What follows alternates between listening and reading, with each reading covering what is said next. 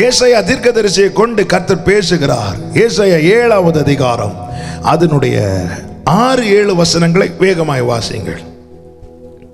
நீ பயப்படாமல் அமர்ந்திருக்க பார், இந்த 2 புகைகிற கொள்ளிக்கட்டைகளாகிய சீரியரோடே வந்த ரேத்சீனும் ரெமலியாவின் மகனும் கொண்ட உக்கிர கோபத்தின் நிமித்தம், அவங்க கோபத்தின் நிமித்தம் உன் இருதயம் துவள வேண்டாம். அவங்க கோபத்தில் அதை செய்வேன் இதை செய்வேன் சொல்றாங்களே, அதை நினைச்சு நீ உன் இருதயம் பயப்பட வேண்டாம். அடுத்த வசனம், கர்த்தராகிய ஆண்டவர், கர்த்தராகிய ஆண்டவர் சொல்லுகிறார், அந்த ஆலோசனை நிலை நிற்பதில்லை, அதன்படி சம்பவிப்பதும். ஆலோசனை போடுவாங்க, சத்துரு ஆலோசனை போடுவான்.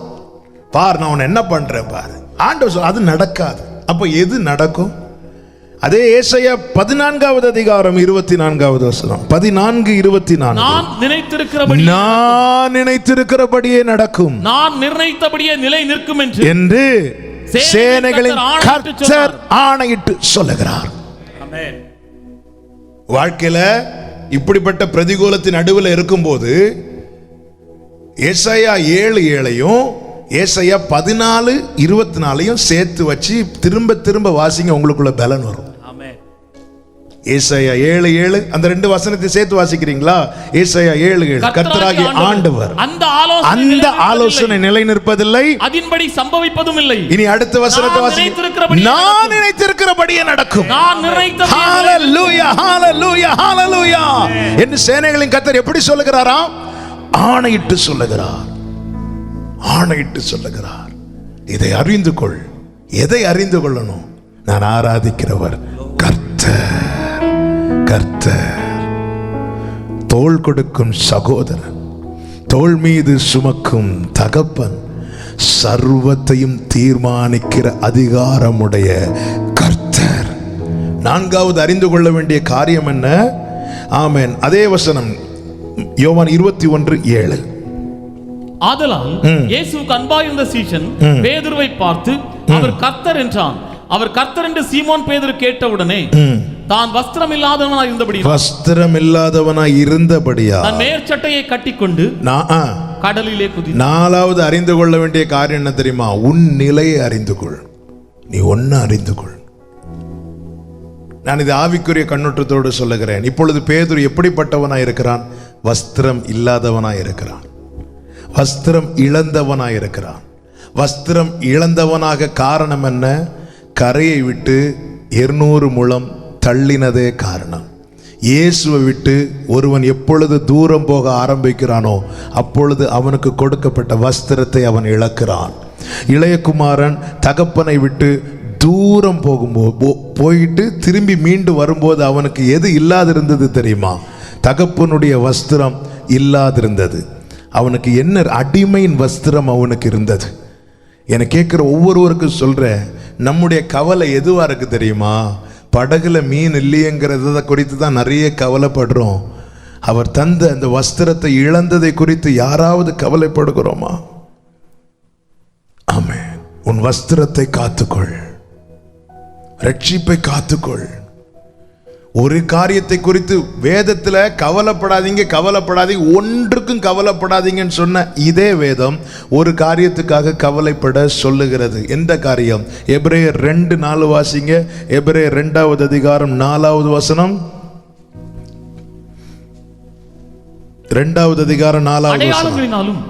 அற்புதங்களினாலும் பலவிதமான பலத்த செய்கைகளினாலும் தம்முடைய சித்தத்தின்படி பகிர்ந்து கொடுத்த பரிசுத்த ஆவியின் வரங்களினாலும் தேவன் தாமே சாட்சி கொடுத்ததுமாயிருக்கிற இவ்வளவு பெரிதான ரட்சிப்பை குறித்து நாம் கவலையற்று இருப்போமானால் தண்டனைக்கு எப்படி தப்பித்துக் கொள்வோம்? அதன் அர்த்தம் என்ன?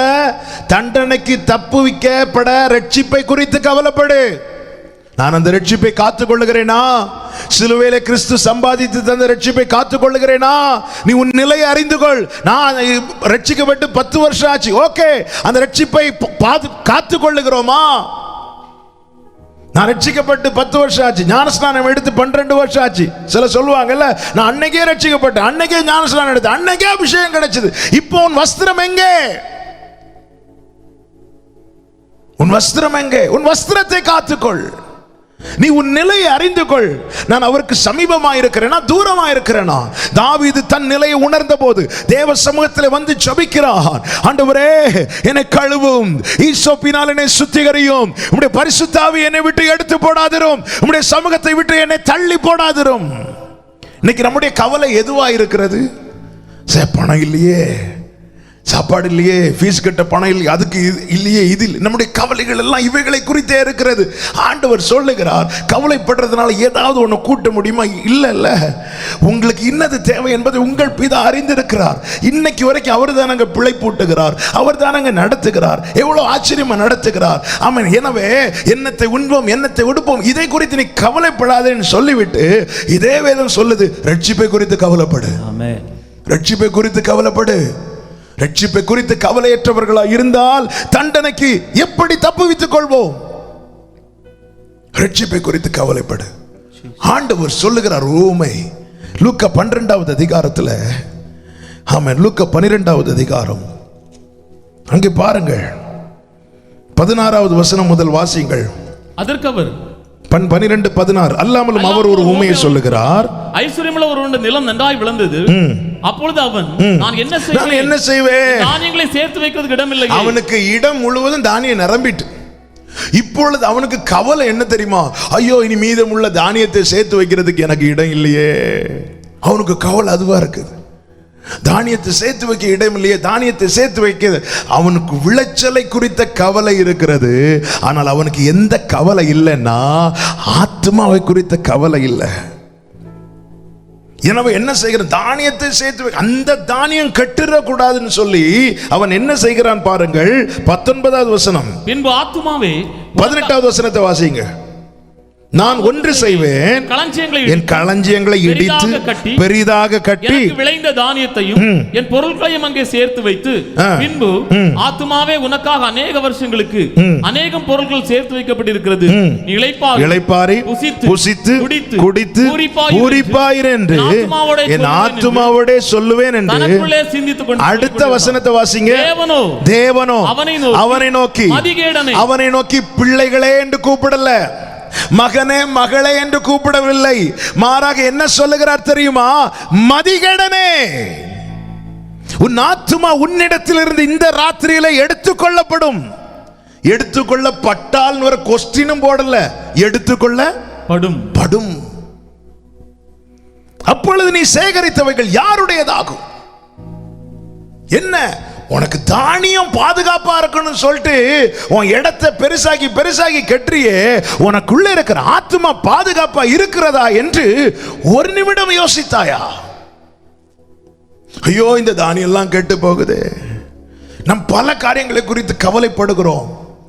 கவலைப்படக்கூடாதுன்னு சொல்லல, ஆனா எதை குறித்து அதிகமா கவலைப்பட வேண்டும்?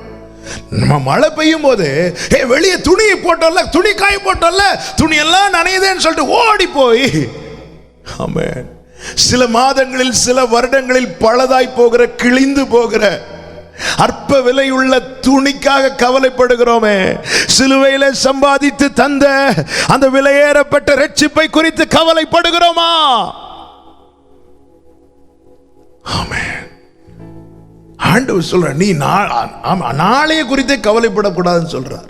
அந்தந்த நாளுக்குரிய பாடுகள் அதனது நாளுக்கு போதும். நம்முடைய கவலை எதுவா இருக்குங்க?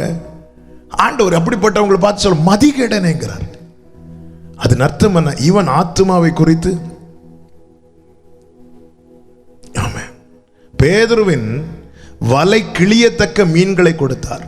ஏன் வலை கிளியல தெரியுமா? அவனுக்கு தேவையானதை எடுத்துட்டு மீதியை மற்றவர்களுக்கு கொடுக்கிறான். இல்லை, நான் மற்றவங்களுக்கு கொடுக்க மாட்டேன், எனக்கு தான் வேணும்னா அந்த வலை கிழிந்திருக்கும், அத்தனை மீனும் கீழே விழுந்திருக்கும். வலை கிழியத்தக்க மீன்களை கர்த்தர் கொடுக்கிறார். அவன் என்ன செய்கிறான்? தனக்கு தேவையானதை நிரப்பிவிட்டு மற்ற படகுக்கு கை காட்டுகிறான். அந்த படகை கொண்டு வர்றாங்க, அதுவும் நிரப்பப்படுகிறது. இவனுக்கும் ஆசீர்வாதமா, இவன் ஆசீர்வதிக்கவும் படுகிறான், இன்னொரு ஆளுக்கு ஆசீர்வாதமாக மாறுகிறான். இல்லை இல்லை இல்லை இல்லை, யாருக்கும் நான் கொடுக்க மாட்டேன், ஆமாம் எனக்கு தான். கடைசியில் என்ன இருக்கும்? பிறருக்கு கொடுக்காம இருந்திருந்து அந்த வலை கிழிஞ்சிருக்கும். அவனுக்கு தேவைக்கு அதிகமாய் வந்து விட்டது. அவன் என்ன செய்கிறான்? அதை குறித்து தான் கவலை. இதை எப்படியாவது இன்னும் இன்னும் நான் நிறைய நாள் சாப்பிடணும், நிறைய நாள் வச்சு சாப்பிடணும். ஆண்டவர் சொல்ற மதிகடனே, இன்னைக்கு நைட்டு உன் ஆத்மா எடுக்கப்பட்டால் கொஸ்டின் போட்டாலாவது ஓகே, எடுக்கப்படும். அவர் சொல்ல அதன் அர்த்தம் நீ கவலைப்படணும். ரட்சிப்பை குறித்து, ஆத்மாவை குறித்து ஒவ்வொரு நாளும் கவலைப்படணும். அதை பயந்து பயத்தோடு வாழணும். ஒரு நாள் விலகிடக்கூடாது. ஆமாம், நீ உன் நிலை உணர்ந்து கொள். பேதுரு தன் நிலை உணர்ந்ததும், ஐயோ நான் வஸ்திரம் இல்லாதவனா இருக்கிறேன் என்று சொல்லி அவன் குதிக்கிறான் கடல்ல. நிலையை உணரணும். அவரை விட்டு தூரம் போகிற அனுபவம் நம்மை வஸ்திரம் இல்லாதவர்களாய் மாற்றும். அவரை அண்டிக் கொள்ளுகிற அனுபவம் நம்மை வஸ்திரமுடையவர்களாய் மாற்றும். கைகளை உயர்த்தி ஆமென் சொல்லுங்க. அந்த இளையகுமாரன் தகப்பனிடத்தில் வந்ததும் அவனுக்கு முதல்ல கொடுக்கப்பட்டது என்ன தெரியுமாங்க? வஸ்திரம். இயேசுவினிடத்தில் வருகிறவர்களுக்கு முதல்ல கொடுக்கப்படுவது என்ன தெரியுமா? ரட்சிப்பு என்னும் வஸ்திரம். ஆமென். ஐந்தாவதாக எதை அறிந்து கொள்ள வேண்டும் தெரியுமா? யோவான் 21:12 வாசிங்கள். 21:12. இயேசு அவர்களை நோக்கி, வாருங்கள் போஜனம் பண்ணுங்கள் என்றார். வாருங்கள் என்று அழைக்கிறார். அதன் அர்த்தம் என்ன? நாம் அறிந்து கொள்ள வேண்டிய அடுத்த காரியம் என்ன தெரியுமா? நீ தூரம் போனாலும் அவர் மீண்டும் உன்னை சேர்த்து கொள்ள விரும்புகிறார். மீண்டும் உன்னை சேர்த்து கொள்ள விரும்புகிறார். இந்த நாளிலே இந்த சத்தத்தை கேட்கிற ஒவ்வொருவருக்கும் இந்த நற்செய்தியை ஆமென் சொல்லும்படி விரும்புகிறேன். நான் இந்த வார்த்தையை தியானித்த போது ஆமென், அது இரவு ஒரு 2 மணி இருக்கும்னு நினைக்கிறேன். கர்த்தருடைய கிருபை அதிகமாய் ருசித்து ஆண்டவரை மகிமைப்படுத்த ஆண்டவர் உதவி செய்தார். நல்ல புரிஞ்சு 200 மூலம் தள்ளி போயிட்டாங்க. திரும்பியும் படகை தூக்கிட்டு பழைய வேலைக்கு போயிட்டாங்க. ஆமென். ராஜ்யத்துக்குரிய வேலையிலிருந்து கலப்பை மேல கை வச்சுட்டு திரும்பிட்டாங்க. ஆனாலும் அந்த இடத்துல வந்து வாருங்கள் என்று அழைக்கிறார். அதன் அர்த்தம் என்ன? ஒருவேளை நீ தூரமா இருக்கலாம். ஆமென். அவரை விட்டு தூரம் போய் எல்லாம் இழந்தவனா இதை கேட்டுக்கொண்டிருக்கலாம். இழந்ததை திரும்ப தர, நீ கண்ட இக்கட்டுகள், ஆபத்துகள், வேதனைகளுக்கு பதிலாய் எல்லாவற்றையும் திரும்ப தர, உன் மேன்மையை பெருக பண்ண அவர் உன்னை மீண்டும் சேர்த்து கொள்ள வல்லவராய் இருக்கிறார். இந்த பாக்கியம் எப்பொழுதும் இருக்கும் என்று தப்பு கணக்கு போடாதிருங்கள். வாசல் அடைபடும் வரைதான் இந்த கிருபை. வாசல் அடைபடும் வரைதான் கிருபை. வாசல் அடைபடுவதற்கு முன்னும் வாசல் அடைபட்ட பின்பும் திரும்பி வருகிறவர்களுடைய நிலை என்ன? இதை புரிஞ்சுக்கணும். இந்த கிருபையின் காலத்தில் வாழ்கிறோம் என்றாலும் சூழ்நிலைகள் எதை நமக்கு எச்சரிக்கிறது? ஆண்டவர் அதை தானே சொன்னார். காலத்தை நிதானிக்க முடியாது. எல்லாத்தையும் நிதானிக்கிறீங்களே, ஒரு காலத்தை பார்த்தால் நிதானிக்கிறீங்க. மழை எப்போ வரும்னு உங்களுக்கு தெரியுது. ஆமென். மழை எப்போ பெய்யாதுன்னு உங்களுக்கு தெரியுது. எல்லாத்தையும் நிதானிக்கிற நீங்க அவரை குறித்து நிதானிக்காம போயிட்டீங்களே. அதன் அர்த்தம் என்ன? இந்த சூழ்நிலைகளை வேதத்தோடு ஒப்பிட்டு பார்த்தால் ஒரு காரியம் தெளிவாய் தெரிகிறது. என்ன? இது கிருபையின் காலமாய் இருப்பினும் இந்த கிருபையின் காலத்துடைய கடைசி பக்கத்தில் வந்து நிற்கிறோம் என்பதில் எந்த சந்தேகமும் இல்லை. வேதத்தில் சொல்லப்பட்ட ஏறக்குறைய எல்லா தீர்க்க தரிசனங்களும் நிறைவேறிவிட்டன. இனி நிறைவேற வேண்டியது ஒன்றுதான், என் ராஜாதி ராஜாவினுடைய வருகை. அதற்கு முன்பதாக அந்தி கிறிஸ்து ஆட்சியிலே வந்து அமருவார். இதெல்லாம் வேதம் தெளிவாய் நமக்கு காண்பிக்கிறது. நாம் என்ன செய்ய வேண்டும்? அவரிடத்தில் வர வேண்டும். 2 வசனங்களை காண்பிக்கிறேன். எந்த வசனம்? வாசல் அடைபடுவதற்கு முன்னே அவரிடத்தில் வருகிறவனுடைய நிலையும், வாசல் அடைப்பட்ட பின்பு அவரிடத்தில் வருகிறவனுடைய நிலையும். எதற்காக இந்த வசனங்களை சொல்லுகிறேன் என்றால், நாளைக்கு பார்த்துக் கொள்ளலாம், பிற்பாடு பார்த்துக் கொள்ளலாம் என்று கிருபையை அலட்சியம் பண்ணாதே. வாசல் அடைபடும் முன் அவரிடத்தில் வந்தால் அவர் என்ன செய்வார்? ஏசாயா 54:7. ஏசாயா 54:7. இமைப்பொழுது உன்னை கைவிட்டேன், ஆனாலும் உருக்கமான இரக்கங்களால் உன்னை சேர்த்து. வாசல் அடைபடும் முன்னே அவரிடத்தில் திரும்பி வருகிறவனை உருக்கமான இரக்கங்களால் சேர்த்து கொள்வார். இளையகுமாரன் திரும்பி வந்த போது சேர்த்து கொண்டார். எப்படி சேர்த்து கொண்டார்? உருக்கமான இரக்கங்களால். அதன் அடையாளமாக ஓடி போய் கழுத்தை கட்டி அணைத்து முத்தமிட்டு சேர்த்து கொண்டார். உருக்கமான இரக்கங்களால். வாசல் அடைப்பட்ட பின்பு நாம் வந்தால் வேதம் என்ன சொல்லுகிறது? மத்தேயு 25:11-12. மத்தேயு சுவிசேஷம் 25வது அதிகாரம் 11வது வசனம் 12வது வசனம். மற்ற கன்னிகைகளும் வந்து, ஆண்டவரே ஆண்டவரே ஆண்டவரே ஆண்டவரே எங்களுக்கு திறக்க வேண்டும் என்றார்கள். அதற்கு அவர் உங்களை அறியேன் என்று, ஜீசஸ், உங்களை அறியேன் என்று மெய்யாகவே உங்களுக்கு சொல்லுகிறேன் என்றார். வாசல் அடைப்பட்ட பின்பு வந்தால் அவர் என்ன சொல்வார் தெரியுமா? எனக்கு ஒன்னு தெரியவே தெரியாது. வாசல் அடைபடும் முன்னே அவரிடத்தில் வந்தால் பெயர் சொல்லி அழைப்பார். எப்ராஹிமே, நீ எனக்கு அருமையான குமாரன் அல்லவோ, பிரியமான பிள்ளை அல்லவோ. இதெல்லாம் இந்த கிருபையின் காலத்துல தான். வாசல் அடைபடும் முன்னே அவரிடத்தில் வா, உன்னை மீண்டும் சேர்த்து கொள்ள அவர் விரும்புகிறார். நாளைக்கு பார்த்து கொள்ளலாம், நாளைக்கு பார்த்து கொள்ளலாம் என்று காலத்தை தள்ளாதே. ஒரு நாள் பிறப்பதையே நீ அறியாயே. யாக்கோபு கண்ணீர் வடித்தான், ஏசா கண்ணீர் வடித்தான். யாக்கோபு கண்ணீர் வடித்த போது அந்த கண்ணீர் அவனுக்கு ஆசீர்வாதமாய் மாறினது. ஆனால் ஏசாவின் கண்ணீரினால் அவனுக்கு பிரயோஜனமே இல்லை.